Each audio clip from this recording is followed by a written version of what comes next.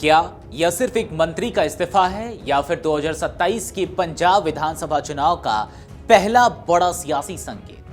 आखिर क्यों रवनीत सिंह बिट्टू ने संवैधानिक तौर पर मंत्री बने रहने का विकल्प होते हुए भी समय से पहले पद छोड़ दिया? और क्या भाजपा अब पंजाब में नए सियासी समीकरण लिखने जा रही है? कहानी सिर्फ इस्तीफे की नहीं बल्कि उस रणनीति की भी है जो आने वाले चुनाव की तस्वीर बदल सकती है। क्या बिट्टू के इस्तीफे से नई चुनावी बसात बिछाई जा रही है? भाजपा बिट्टू के लिए क्या रणनीति बना रही है और पंजाब में किस भूमिका में नजर आएंगे रवनीत सिंह बिट्टू? चलिए इस वीडियो में जानते हैं इन तमाम सवालों के जवाब। दरअसल दिल्ली की सत्ता के गलियारों से निकला एक फैसला पंजाब की राजनीति में नई हलचल पैदा कर गया। राष्ट्रपति द्रौपदी मुर्मू ने प्रधानमंत्री नरेंद्र मोदी की सलाह पर केंद्रीय राज्य मंत्री रवनीत सिंह बिट्टू का इस्तीफा तत्काल प्रभाव से स्वीकार कर लिया। इसके साथ ही मोदी मंत्रिपरिषद में पंजाब का प्रतिनिधित्व पूरी तरह खत्म हो गया है। लेकिन सवाल यही है कि जब संविधान के मुताबिक बिट्टू 21 दिसंबर 2026 तक सांसद बने बिना भी मंत्री रह सकते थे, तो फिर इतनी जल्दी इस्तीफा क्यों?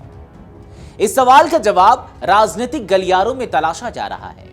माना जा रहा है कि भाजपा अब रवनीत सिंह बिट्टू को पूरी तरह पंजाब की राजनीति में उतारने की तैयारी कर चुकी है।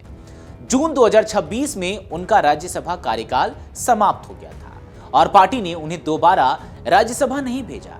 इसके बाद से ही संकेत मिलने लगे थे कि उनकी अगली राजनीतिक भूमिका दिल्ली नहीं बल्कि पंजाब में तय होगी। यानी मंत्री पद से बाहर निकलकर अब उनका पूरा फोकस विधानसभा चुनाव पर हो सकता है। रवनीत सिंह बिट्टू कोई सामान्य चेहरा नहीं है। वह पंजाब के पूर्व मुख्यमंत्री स्वर्गीय बेअंत सिंह के पोते हैं और भाजपा उन्हें राज्य में अपने प्रमुख जाट सिख चेहरे के रूप में स्थापित करना चाहती है। ऐसे समय में जब पार्टी पंजाब में अपना जनाधार बढ़ाने की कोशिश कर रही है, बिट्टू का मैदान में उतरना भाजपा की चुनावी रणनीति का अहम हिस्सा माना जा रहा है।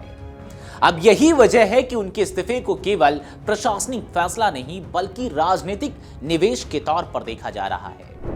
अब इसमें दिलचस्प बात यह भी है कि इस्तीफा देने से ठीक एक दिन पहले बिट्टू ने पंजाब के मुख्यमंत्री भगवंत मान को पत्र लिखा।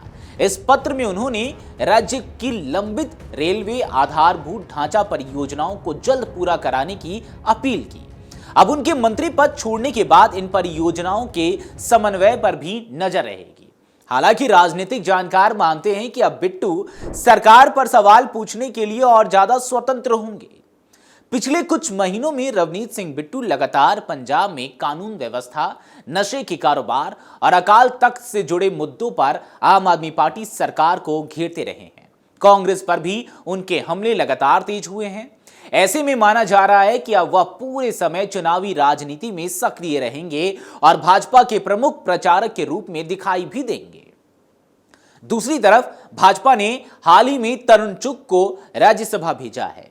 ऐसे में भविष्य में यदि केंद्रीय मंत्रिमंडल का विस्तार होता है तो पंजाब से किसी नए चेहरे को मौका मिलने की अटकलें भी तेज हो गई है। रवनीत सिंह बिट्टू का इस्तीफा एक पद छोड़ने की औपचारिकता भर नहीं लगता।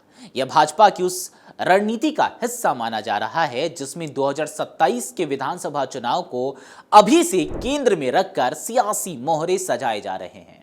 अब बड़ा सवाल यही है कि क्या बिट्टू पंजाब में भाजपा की नई उम्मीद बनेंगे या फिर यह दांव भी राज्य की जटिल राजनीति में नई चुनौती साबित होगा?